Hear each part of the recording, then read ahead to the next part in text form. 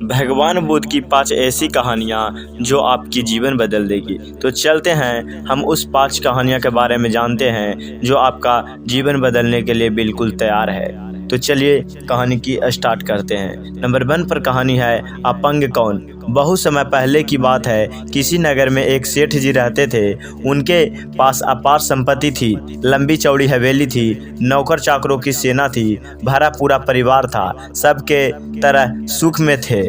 पर एक दुख भी था। सेठ जी को रात को नींद नहीं आती थी, कभी आंख लग भी जाती थी तो भयंकर सपने आते थे। सेठ जी को बड़ी बेचैनी रहती थी। उन्होंने बहुत इलाज कराया, लेकिन रोग घटने के बजाय बढ़ता ही गया। एक दिन अपने शिष्यों के साथ भगवान बुद्ध उस नगर में आए। सेठ जी को पता लगा तो वह भी उनके पास गए और अपनी विपदा उन्हें कह सुनाई। भंते, जैसे भी हो मेरा कष्ट दूर कर दीजिए। भगवान बुद्ध ने कहा, सेठ जी, आपके रोग का एक ही कारण है और वह है कि आप अपंग हैं। सेठ ने विस्मय से उनकी ओर देखा, पूछा, आप मुझे अपंग कैसे कह सकते हैं? यह देखिए, मेरे अच्छे खासे हाथ पैर हैं। भगवान बुद्ध ने हंसकर कहा, अपंग वह नहीं होता जिसके पास हाथ पैर नहीं होते। वास्तव में अपंग वह होता है जो हाथ पैर होते हुए भी उसका उपयोग नहीं करता। बोलो, शरीर से तुम कितना काम करते हो?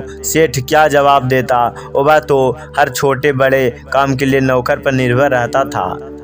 भगवान बुद्ध ने कहा, अगर तुम अपने रोग से बचना चाहते हो तो हाथ पैर की इतनी मेहनत कराओ कि थक कर चूर हो जाए। तुम्हारी बीमारी 2 दिन में दूर हो जाएगी। सेठ ने यही किया।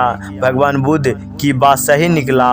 दूसरे दिन रात को सेठ जी को इतनी गहरी नींद आई कि वे चकित हो गए। दूसरी कहानी है भगवान बुद्ध की सीख। एक राजा था, उसे हर घड़ी इस बात का डर लगा रहता था कि कहीं कोई दूसरा राजा उसके राज पर हमला करके उसे मार ना डाले। वह सुरक्षा का उपाय सोचता, लेकिन उसकी समझ में कुछ नहीं आता। आखिर एक दिन अचानक उसे एक रास्ता सूझा। उसने सोचा कि एक ऐसा महल बनवाया जाए जो चारों ओर से बंद हो, ना उसमें रोशनदान हो, ना जंगले हो, ना उसमें दरवाजे हो, ना खिड़कियां हो, बस एक दरवाजा हो। ऐसे महल पर किसी का भी हमला कारगर नहीं होगा। इस विचार के आते ही राजा ने काम शुरू करा दिया और कुछ ही महीनों में वह मनचाहा महल बनकर तैयार हो गया। जिसने भी उस महल को देखा चकित रह गया। उसमें दुश्मन तो क्या, एक परिंदा भी नहीं आ सकता था। सबने राजा की बुद्धि की भूरी भूरी प्रशंसा की। राजा को पूरा भरोसा हो गया कि अब उसका कोई कुछ नहीं बिगाड़ सकता। संयोग से एक दिन भगवान गौतम बुद्ध उस महल को देखने आए। राजा ने बड़े उल्लास से उन्हें सारा महल दिखाया, लेकिन भगवान बुद्ध के चेहरे पर उसे खुशी नहीं दिखाई दी। राजा ने पूछा, कहो महल कैसा लगा? भगवान बुद्ध ने गंभीर होकर कहा, राजन, महल तो अच्छा है, लेकिन आपने एक भूल की। राजा ने विस्मय से पूछा, क्या? भगवान बुद्ध ने कहा, आपने एक दरवाजा रखा। इस दरवाजे से दुश्मन तो नहीं आ सकता, लेकिन अगर मौत आ गई तब इस दरवाजे को भी बंद करके आप भीतर बैठ गए होते तो शायद वह पूरी तरह से सुरक्षित हो जाती। बुद्ध के कथन से राजा की आंखें खुल गई। उसने समझ लिया कि बंद महल व्यर्थ है। वह दुश्मन से तो बच सकता है, पर मौत से नहीं, जिसके लिए दरवाजे की भी जरूरत नहीं होती है, क्योंकि मौत जब आती है तो उसे दुनिया का कोई दीवार, कोई दरवाजा रोक नहीं सकता है। तीसरी कहानी है सच्ची मित्रता। तथागत अपने शिष्यों को एक दिन सच्ची मित्रता की कहानी सुनाते हुए बोले, 2 मित्र थे, वे बड़े बहादुर थे। उनमें एक ने अपने बादशाह के अन्याय के विरुद्ध आवाज उठाई। बादशाह बड़ा ही कठोर और बेरहम था। उसको जब मालूम हुआ तो उसने उस नौजवान को फांसी के तख्ते पर लटका देने की आज्ञा दी। नौजवान ने बादशाह से कहा, आप जो कर रहे हैं वह ठीक है, मैं खुशी खुशी मौत की गोद में चला जाऊंगा, लेकिन आप मुझे थोड़ा सा समय दीजिए जिससे मैं गांव जाकर अपने बच्चों से मिल जाऊं। बादशाह ने कहा, नहीं, तुम पर मुझे विश्वास नहीं है।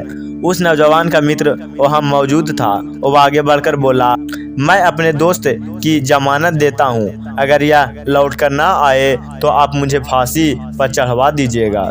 बादशाह चकित रह गया। उसने जब ऐसा कोई व्यक्ति नहीं देखा जो दूसरों के लिए अपनी जान देने के लिए तैयार हो जाए, तो बादशाह ने उसकी प्रार्थना स्वीकार कर ली। उसे 6 घंटे का समय दिया गया। नौजवान घोड़े पर सवार होकर अपने गांव को रवाना हो गया। उसका मित्र जेल खाना भेज दिया गया। नौजवान ने हिसाब लगाकर देखा तो वह 5 घंटे में लौट आएगा, लेकिन बच्चों से मिलकर वह वापस आ रहा था। उसका घोड़ा ठोकर खाकर गिर गया और फिर उठा ही नहीं। नौजवान के भी चोट आई, उसने हिम्मत नहीं हारी। 6 घंटे बीते और नौजवान नहीं लौटा तो उसका मित्र बड़ा ही खुश हुआ। आखिर इससे बढ़कर क्या बात होती कि मित्र के काम आए। वह भगवान से प्रार्थना करने लगा कि उसका मित्र न लौटे। जिस समय मित्र को फांसी के तख्ते पर ले जाया जा रहा था तो नौजवान वहाँ आ पहुँचा। उसने मित्र से कहा, लो मैं आ गया हूँ, अब तुम घर जाओ, मुझे विदा दो। मित्र बोला, यह नहीं हो सकता, तुम्हारी मियाद पूरी हो चुकी है। नौजवान ने कहा, यह तुम क्या कहते हो, सज़ा तो मुझे मिलेगी। दोनों मित्रों की मित्रता को बादशाह देख रहा था। उसकी आंखें डब आ गई। उसने उन दोनों को बुलाकर कहा, तुम्हारी मित्रता ने मेरे दिल पर गहरा असर डाला है, जाओ मैं तुम्हें माफ़ करता हूँ। उस दिन से बादशाह ने कभी किसी पर जुल्म नहीं किया। चौथी कहानी है सत्य का महत्व। सत्य के महत्व को समझना जितना कठिन होता है उतना ही सरल भी है। अपने शिष्य को उपदेश देते हुए भगवान बुद्ध ने सत्य के महत्व को समझाने के लिए एक कथा प्रारंभ की। एक ब्राह्मण रात्रि को अपने घर के बाहर बैठा, तभी एक स्त्री सामने से गुजरी और ब्राह्मण ने उसे रोककर कहा, आप कौन है देवी? इस घोर रात्रि में कहाँ जा रही हैं? स्त्री बोली, मैं लक्ष्मी हूँ, इस नगरी को छोड़कर जा रही हूँ। ठीक है, जाओ, ब्राह्मण बोला। कुछ देर बाद एक अन्य स्त्री के निकलने पर ब्राह्मण ने उसे वही प्रश्न किया, जिसके बाद उत्तर में वह बोली, मैं कीर्ति हूँ और यहाँ से जा रही हूँ। ब्राह्मण ने कहा, शौक से जाओ। इसके बाद उसने एक पुरुष को आते देखा तो उठकर उसके मार्ग में वही बात पूछी। पुरुष बोला, मैं सत्य हूँ और इस नगर को छोड़कर जा रहा हूँ। यह सुनकर ब्राह्मण चिंतित हो उठा, लपक कर सत्य के चरणों में गिर पड़ा और गिराकर कहने लगा, नहीं भगवान, आप यहाँ से न जाएं। आपके जाने के बाद मैं यहाँ कुछ नहीं बचेगा। मैं आपके यहाँ से नहीं जाने दूंगी, भले ही मेरे प्राण निकल जाएं। परोपकारी ब्राह्मण की अनुनय विनय पर सत्य वहाँ से रुकने की स्वीकृति दे दी। ब्राह्मण को संतोष हो गया। कुछ ही क्षणों में लक्ष्मी और कीर्ति वापस आते देखो वह मुस्कुराया और बोला, आप दोनों तो चली गई थी, अब क्या हुआ? यह सुनकर दोनों बोली, हे ब्राह्मण देव, जहाँ पर सत्य है वहाँ से हम नहीं जा सकते, अब हमें यहीं रहना होगा। भगवान बुद्ध बोले, श्रेष्ठतम जीवन का आधार सत्य है कि सत्य के बल पर ही ईश्वर हैं। सत्य में ईश्वरीय शक्ति की वास होता है। जो व्यक्ति सत्य को धारण करता है वह ईश्वर तुल्य हो जाता है, परंतु सत्य के मार्ग को कांटों से भरा होता है। 5वीं कहानी है धर्म का उजाला।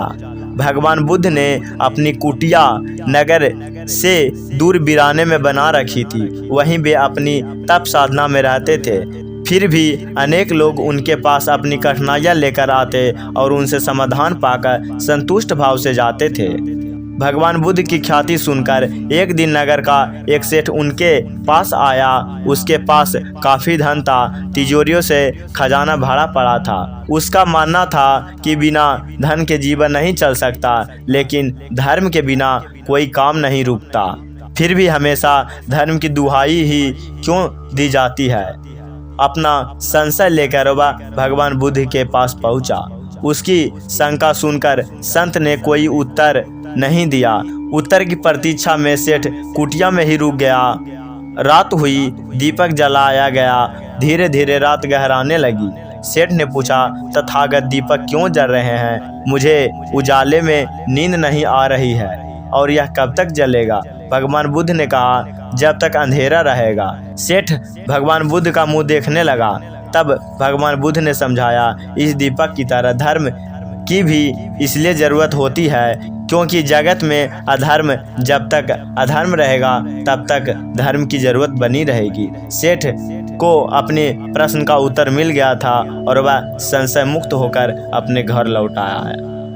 ये कहानी सुनकर आपको कैसा लगा हमें कमेंट में ज़रूर बताएं और इसी तरह की कहानियाँ सुनने के लिए हमारे चैनल को सब्सक्राइब ज़रूर करें।